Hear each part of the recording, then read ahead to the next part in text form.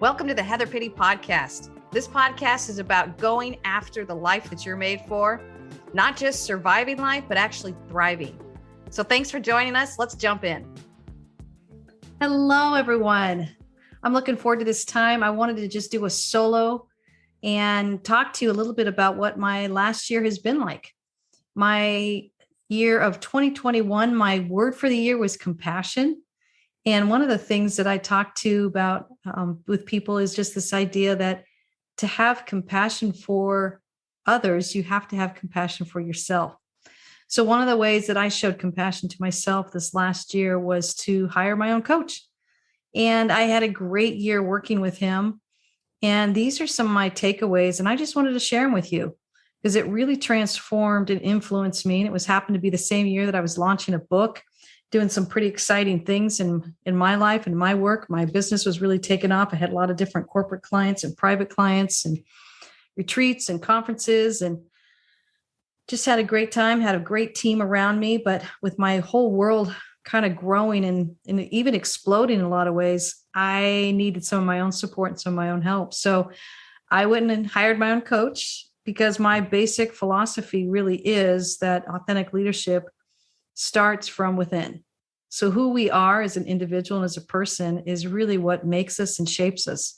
So we have to spend time kind of cultivating that inner world and that inner life to make sure that we are setting ourselves up to be not only the leader that we want to be, but to be the person we want to be the wife that I want to be the mother I want to be the coach I want to be the friend I want to be. All of these are things that I want to make sure that I am taking the time that I need. And I'm not so busy working with everybody else and coach them, but I'm getting my own support and my own work done. And even as a counselor used to call it with me is the growth work. She used to say, yep, do your growth work, Heather, do your growth work. And so I've thought about that quite a bit. And I always have hired people around me to say, hey, help me do some of my growth work. I'm trying to level up here and in the work that I do and expand some of my ways of thinking and give myself the capacity I need to step into the life that I want and I know that I'm made for, but I need some newer ways of thinking. And usually that comes from bringing someone else in. So just a little opportunity for you to kind of peek into my own life and let you see what I do to cultivate my own life so that I can support serving and giving back to humanity in my work with coaching clients, both private and corporate, and supporting their inner world so that they can step onto their teams and back into their worlds really with their best sense of self.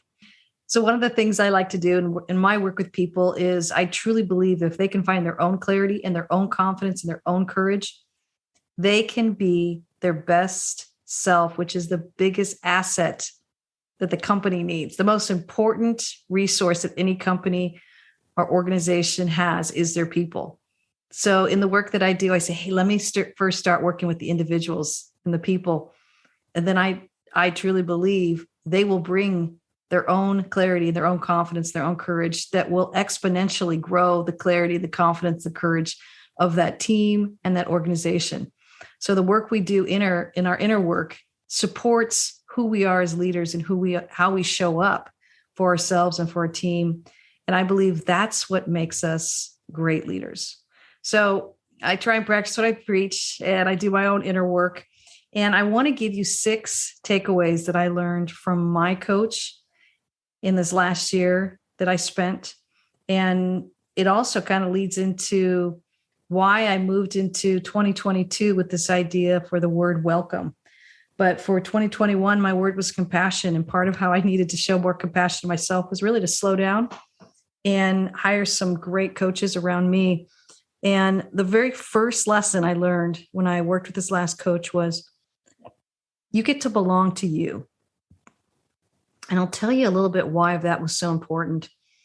You know, when I first started my coaching company about 12 years ago, I didn't have a lot of people weighing in or giving me ideas or thoughts. There wasn't much expectation of me at all. I was just trying to figure out how to get clients.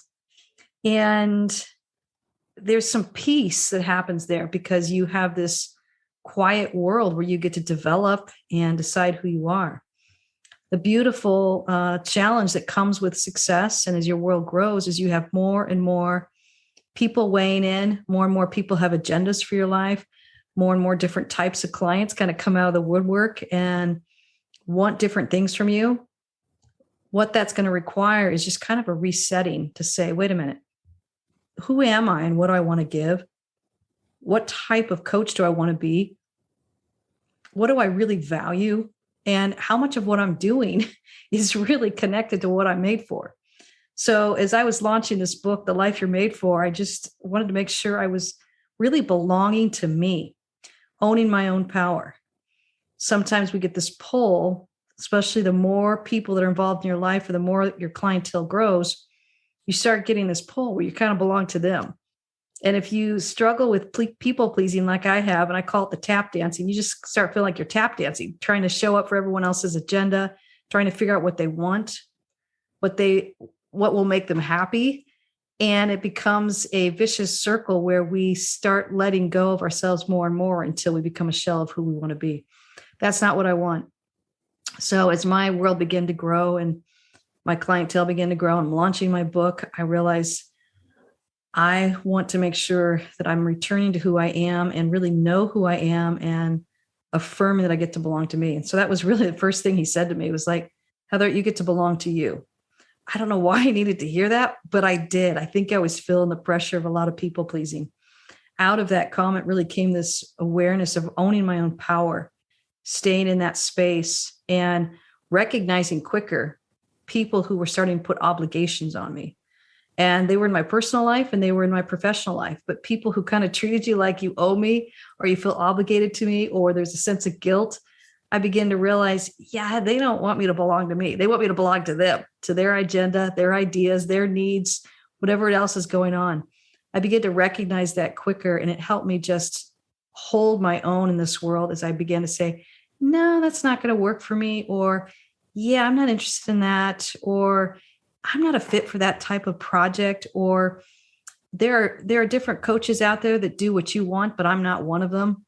These were things I learned to say in a very kind and clear way. And it allowed me to strengthen and really grow my own sense of clarity and really my confidence of who I want to be and really the courage to say it. So that was a powerful first one, kind of one of my first takeaways. So along with getting to belong to yourself, there were two things that my coach taught me that I had to do. And I remember him saying, Heather, you need to have a declaration of independence. I don't even think I realized how much I was trying to please people because I was trying to manage a larger world. And I think this false belief started creeping in that you got to make sure you're making everybody happy. I didn't realize it was creeping in until I started feeling this fatigue, this strain, this stress, some of this anxiety was starting to come up again for me because we're not made to do that. So one of the things he said to me is, you've got to have a Declaration of Independence. And I literally ordered the Declaration of Independence and read through that. And I thought, yeah, I believe in freedom so strongly. But then he added something else to it. And he said, not only when you do a Declaration of Independence, it's a declaration of war. And I remember that was so unsettling to me. I thought, I don't want to declare war.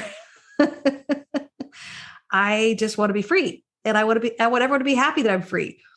That's not really the way the world works. When the United States pulled away from the British, they said, we declare our independence here. And it was a declaration of war against another country. So I don't think I'd ever put the two and two together. I think I wanted the Declaration of Independence, but I didn't want to declare war. And I say that carefully because I'm not someone who's angry about anything or wants to go out and beat or drum on anything. But it's this awareness that, okay, when we declare independence, we have to be prepared to defend it and prepared to recognize that there will be resistance that comes against it. And I don't know, it gave me a sense of peace, just knowing what could come when you declare your independence. And it gave me, again, this power to belong to me. The second thing I had to do in belonging to me was, he said, you got to burn the ships. So this goes back to Cortez. And for those of you who are history buffs, I'm sure you know more about this than I do, but it's this idea that when they landed in this new area, they started missing their homeland. They wanted to go back to the ships. And he started realizing that they were kind of thinking about going back. And this was becoming too hard to pioneer a new region. And so he went out and burned all the ships, took away that option. And what that was is a reminder. My coach taught me this, was just saying, Heather, you got to burn the ships. You've got to burn the ships and be cognizant of the fact that you're all in and moving forward. There's nothing to go back to. There's only something to move forward in and to build and to pioneer. That was a poignant awareness, again, that links back to you get to belong to you. So honestly, that was a huge first lesson that I learned from my coaching. And that's 1 out of 6. The second one I really learned was this idea of finding the right partners and the right friendships. Again, I was feeling a little bit of fatigue with some of the people that were coming in and out of my life, but I wasn't really evaluating them. And he literally said, are they intruders or are they guests? And he goes, I only let guests into my life. I only let guests into my life to work with me, to befriend me, to be a part of my projects. You have to start determining which ones are intruders and they're kind of trespassing into your life. You haven't really invited them in, or which one are guests. Again, that kind of helped me to kind of take my power back and started having more discernment about the type of person that I was either signing contracts with to help me for my creative projects, to the people I was bringing on board to grow my company, to the actual personal relationships I was inviting into my life, and even literally who I invite into my home. And I love hosting people, but it was this awareness that I want guests into my life. And honestly, I want to be a good guest. I don't want to be an intruder in other people's lives. I want them to feel like that they have a good, honorable, respectful guest that comes into their life. So not only is it what I want from others, but it's who I want to be. The third takeaway I really learned was to be all in. The coach I worked with was really into big dreams. And he said, don't be afraid of the big dreams. Then he added something else. He said, and all the work that it takes to get there. I don't know. Sometimes we just want one or the other. We want the big dreams, but we'd rather opt out of all the work. I think just listening to that and thinking, okay, I think sometimes I'm afraid of the big dreams because of all the work.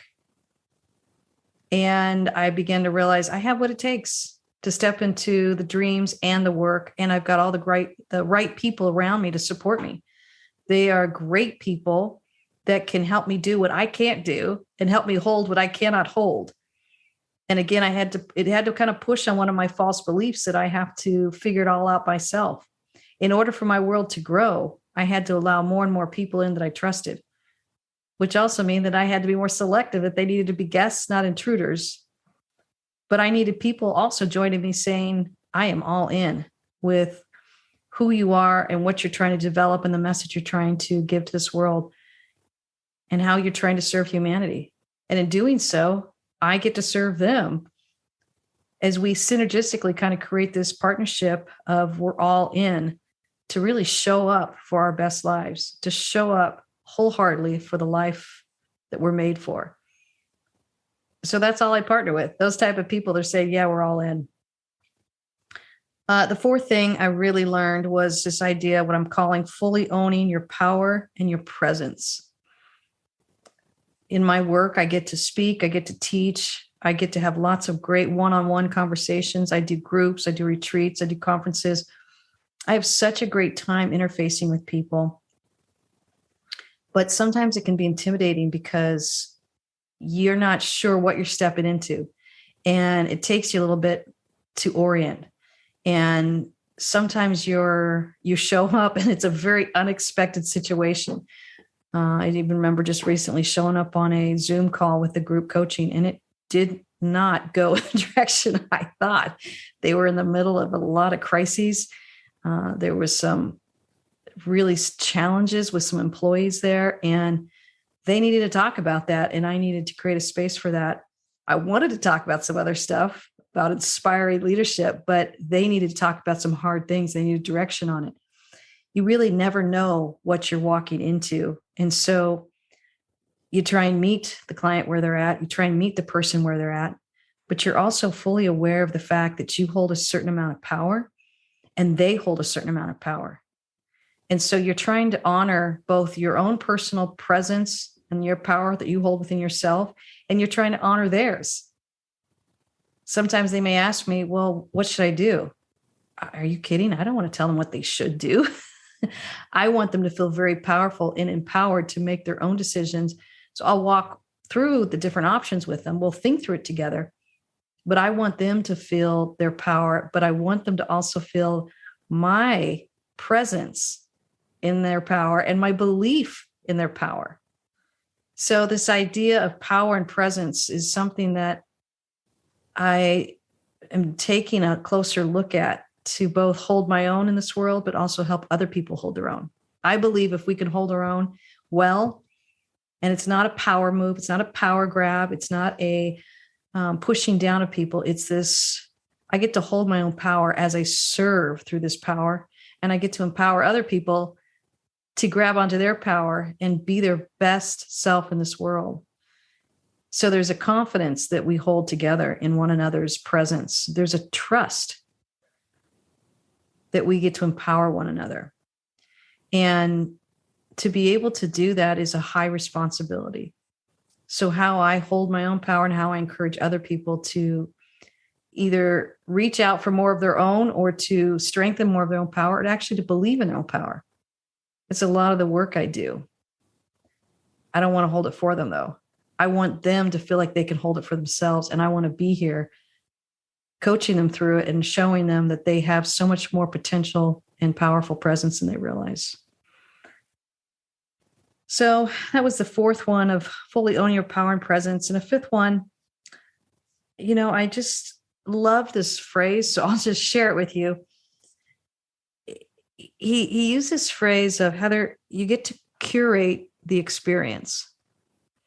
I think I have lived with a bit much fear and anxiety of, oh my gosh, what I'm walking into, whether it's a small group or a boardroom or a organization or just a group of people or even a party, a personal party with friends.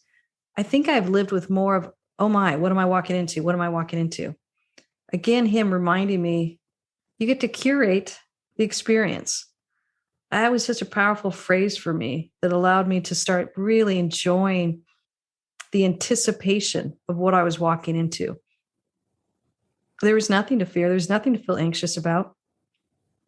I get to be a part of curating the experience for myself and for the people in that room or for the other person on the other line. And if they need comfort, I get to offer comfort. If they need more clarity, I get to step into that. If they're nervous about something, I get to examine their beliefs and figure out which ones are false and help them find some true beliefs. If they're lacking courage, I get to teach them about this idea of we get to build and engage our courage.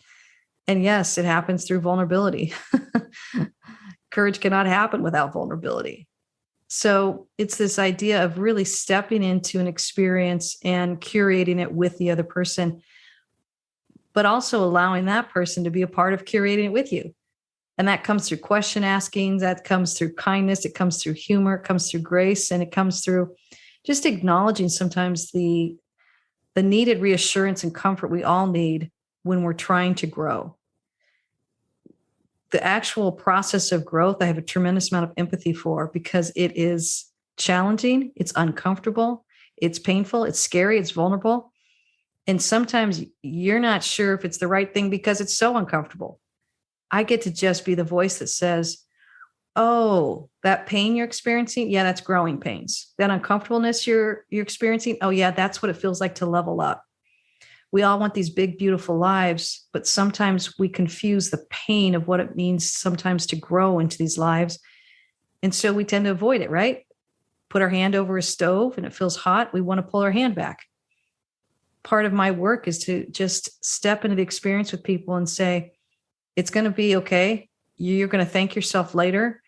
This is what it feels like to grow. And it's going to take all your courage right now to step into that needed conversation, to step into that move, maybe to step into a dream that you've been wanting to do or a huge risk. It's uncomfortable. And sometimes it's even very painful. but it's a critical part of how we grow as human beings. So I meet people a lot there, and I just help them curate the experience by kind of creating some context for them, some comfort, and also just some encouragement. You've got this. You've got this more than you think you do. And why? Because I have coaches in my life that say, you can do this, Heather. You can get out there and you can speak. You can do other things, when sometimes I just want to hide or I've gotten too many zingers that day and I just feel like I want to pull back.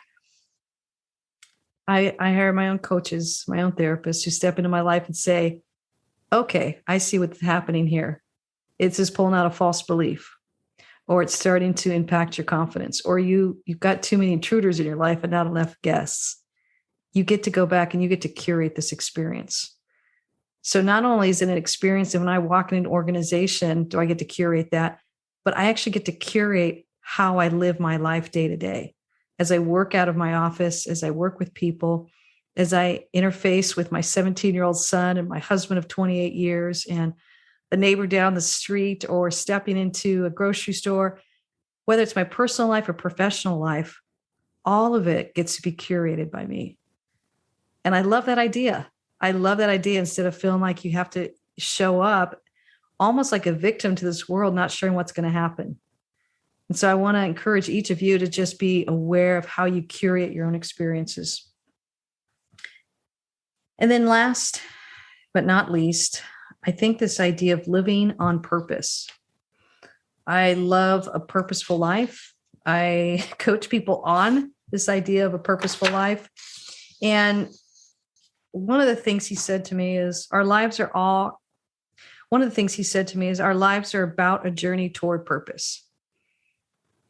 And I liked how succinct that was, because when we recognize that, it helps us to not waste time, and it helps us to start becoming more purposeful.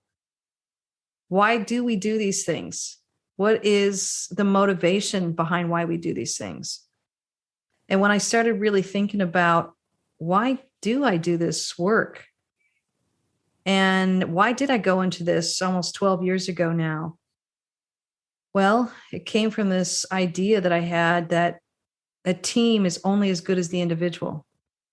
So I wanted to work with the individuals, which is why I don't come in and start doing workshops or conferences or retreats with organizations, but I start with, give me some of your key players and let me start doing a one-on-one call with them. As I start working with them, I get to know them because they represent the culture of that organization. They represent the most valuable assets there. I want to get to know them. As I listen to them over the course of several months, out of that, I start designing workshops, kind of coaching curriculum, ideas for the organization, because I believe they are giving me an insight into the clarity that they need, where the confidence is waning, and really where they're needing more courage. Right now, I'm working with an organization there's a lot of fear in the organization. And my clarity on the fear is it's stemming from a lot of change that's starting to happen. So I want to support that change and say, listen, it is a very normal thing to feel fearful when we are changing and growing.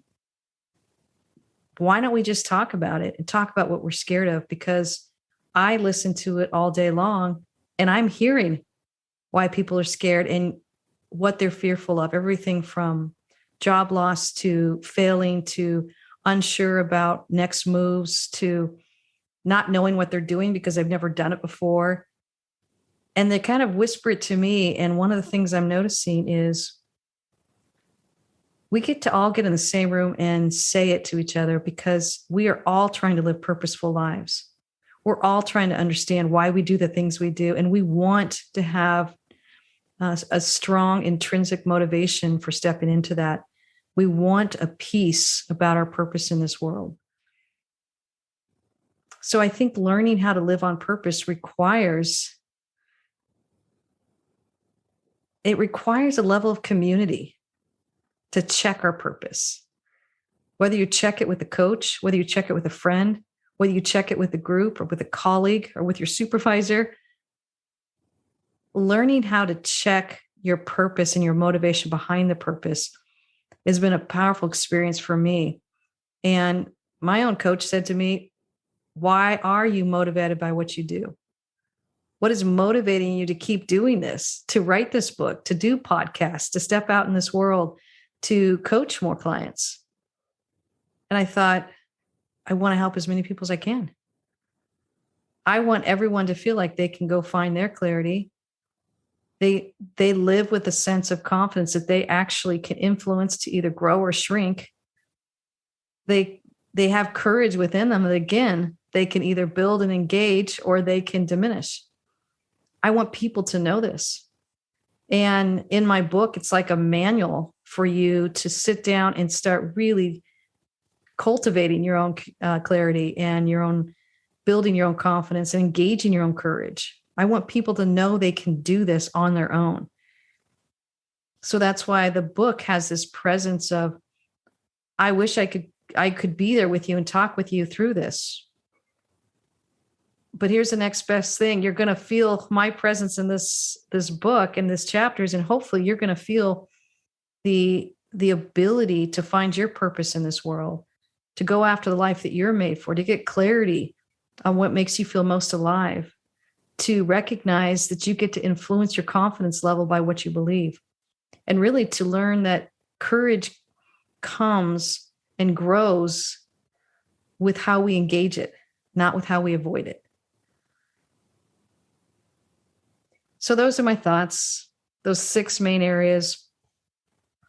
And I'll review them again as I start wrapping up, but it's this idea of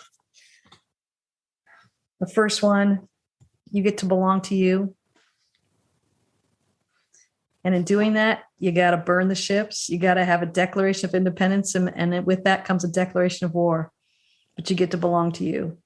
The second one is with your partners and friendships in life, make sure that they're guests and not intruders. Third one is just be all in. Don't be afraid of those big dreams and all the work it takes to get there. Commit, be all in. The fourth takeaway I had was fully owning your own power and presence no matter wherever you are. And then the fifth one was you get to curate your experience. And then the sixth one is living your life on purpose, with purpose, growing that purpose, remembering what that purpose is. Because all of this is the key to help you go after the life that you're made for. So I thought you all would be interested in hearing a little bit behind the scenes of me. This was the year of book launch. This was the year I hired my own coach to help keep me centered and make sure that I was really living the purposeful life that I wanted to live. And I was listening to the voices that I wanted in my life and inviting in the people that I wanted in my life so that I could keep growing it.